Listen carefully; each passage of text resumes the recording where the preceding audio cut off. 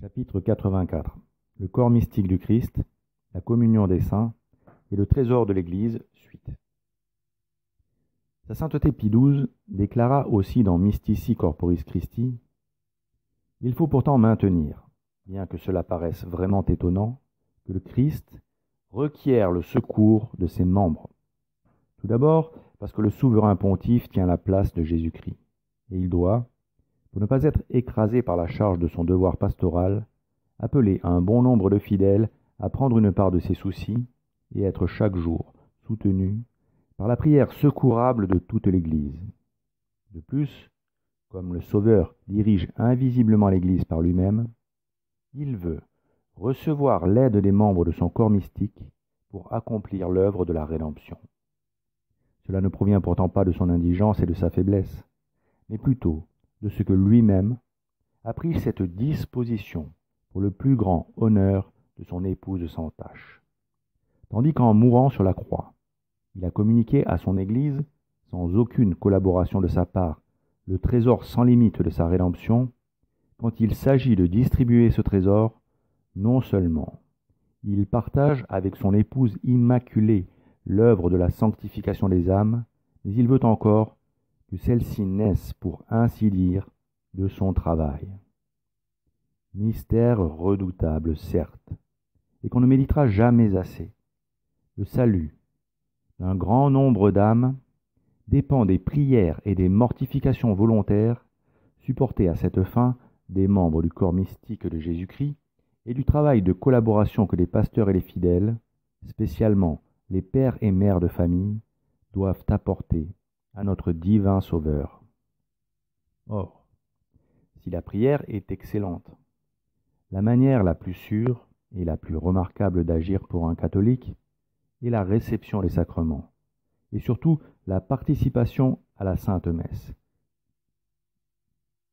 Assister à la Sainte Messe, c'est assister au saint sacrifice de notre Seigneur Jésus-Christ, à la fois victime et célébrant. Sa sainteté Pie XII, toujours dans Mystici Corporis Christi, écrivit pour notre édification. Et quand les sacrements de l'Église sont administrés extérieurement, c'est lui, notre Seigneur Jésus-Christ, qui en produit les effets dans les âmes. C'est encore lui qui, nourrissant de sa propre chair et de son sang les hommes rachetés, apaise en eux les mouvements violents et troubles de l'âme. C'est lui qui augmente la grâce et prépare les âmes et les corps à atteindre la gloire.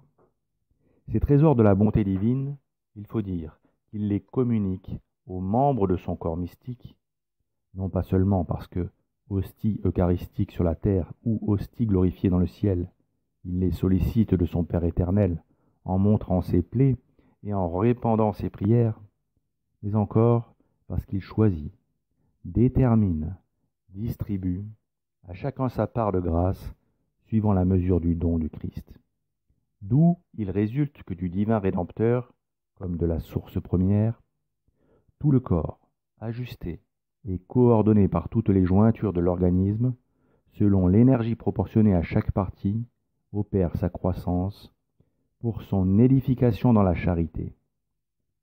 Ainsi, notre Seigneur Jésus-Christ détermine et distribue à chacun sa part de grâce, car il est la tête du corps mystique, et la tête d'un corps vivant abrite le cerveau, qui est la source qui ajuste et coordonne tous les membres. Le cerveau reçoit et traite les informations qui viennent de tous les membres, recense leurs besoins et redistribue à chacun les ressources de manière à ce que le corps entier s'épanouisse, croisse et se multiplie. Et toutes les prières, les actions de grâce, les pénitences, les réceptions de sacrements, les œuvres de charité consenties et offertes par les fidèles, sont comme les aliments collectés par les mains, mâchés par les dents et imprégnés de salive par les glandes salivaires, et aussi comme l'air inspiré par les poumons. Tous ces intrants constituent un trésor vital qui sert à tout le corps et dont la gestion passe par le cerveau, qui distribue d'une manière admirable à chaque membre ce dont il a besoin. De la même manière, tous les sacrifices de la messe, toutes les sources de grâce, toutes les prières, toutes les bonnes œuvres des fidèles sont utiles en premier lieu aux membres de l'Église, car tous participent au bien spirituel commun, que l'on appelle le trésor de l'Église.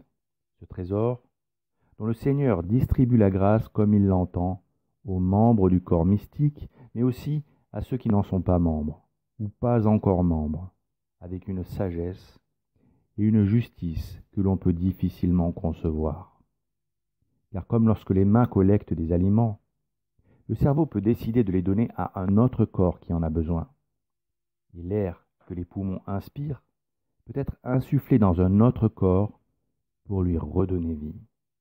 La tête n'est pas seulement le siège du cerveau, c'est aussi elle qui entend et voit la misère et les besoins des autres. Et c'est aussi elle que les pensées, et c'est aussi d'elle que les pensées et les mots prennent corps pour être formulés. Si la doctrine du corps mystique du Christ insiste particulièrement sur le fait que tous les catholiques sont les membres d'un seul et même corps, comme dans cette phrase de saint Paul, « Or, vous êtes le corps du Christ et membres les uns des autres ». Elle précise aussi pourquoi les catholiques vénèrent les saints. Effectivement, si les catholiques honorent les saints, c'est justement parce qu'ils reconnaissent à travers eux le Christ.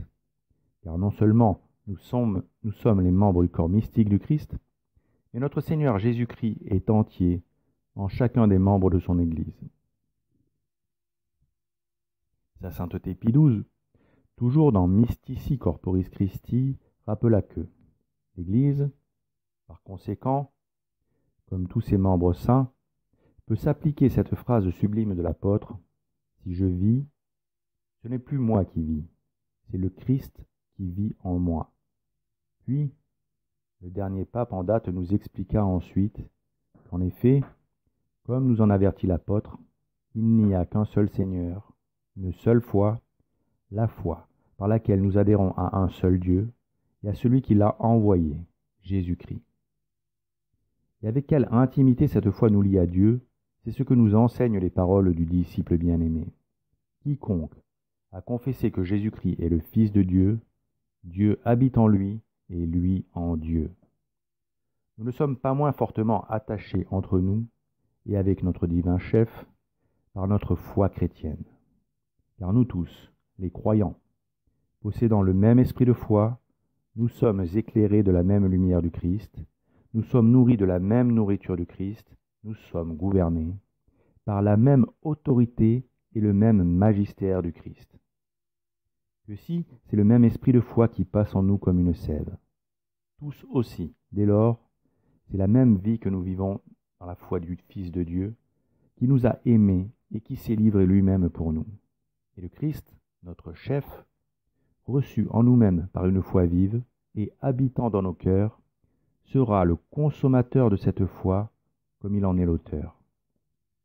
Enfin, le pape Pie XII voulut rassurer ceux qui ne comprenaient pas bien les liens qui existent dans le corps mystique du Christ en nous expliquant qu'il importe aussi de remarquer qu'il s'agit ici d'un mystère caché, qui dans l'exil de cette terre, recouvert qu'il est d'un certain voile, ne pourra jamais être totalement pénétré et exprimé en langage humain.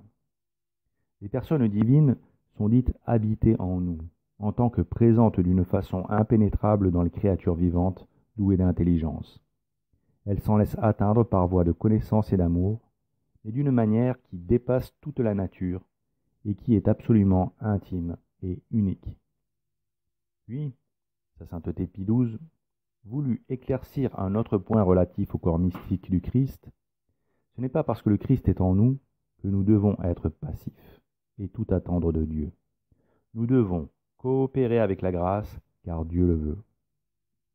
Non moins éloignés de la vérité, l'erreur dangereuse qui, de l'union mystérieuse du Christ avec nous tous, tente de dégager un quiétisme malsain, attribuant toute la vie spirituelle des chrétiens et leur progrès dans la vertu uniquement à l'action du divin esprit, en excluant et négligeant la coopération qui doit lui être fournie de notre part. Personne assurément ne peut nier que l'Esprit de Jésus-Christ soit la source unique d'où toute force divine s'écoule dans l'Église et dans ses membres. C'est le Seigneur, dit le psalmiste, qui donnera la grâce et la gloire. Cependant, que les hommes persévèrent constamment dans les bonnes œuvres, qu'ils progressent allègrement en grâce et en vertu, qu'enfin, non seulement ils marchent courageusement vers le sommet de la perfection chrétienne, mais excitent aussi les autres à y tendre autant qu'ils peuvent. Tout cela, l'Esprit divin ne veut pas l'opérer sans que les hommes y jouent leur rôle par leur effort quotidien. Les bienfaits divins, dit saint Ambroise, ne sont pas pour ceux qui dorment, mais pour ceux qui agissent. Car si dans notre corps mortel, nos membres se fortifient et deviennent vigoureux par un exercice incessant, c'est beaucoup plus vrai dans le corps social de Jésus-Christ, où chaque membre jouit de sa liberté propre, de sa responsabilité et de son activité. Aussi, celui qui a dit « Si je vis, ce n'est plus moi qui vis, c'est le Christ qui vit en moi », ne craignez pas en même temps d'affirmer « La grâce de Dieu en moi n'a pas été vaine. J'ai travaillé plus que tous, non pas moi, mais la grâce de Dieu avec moi. » Une anecdote de la vie de sainte Catherine de Sienne illustre ce fait que le Seigneur veut que nous coopérions avec lui.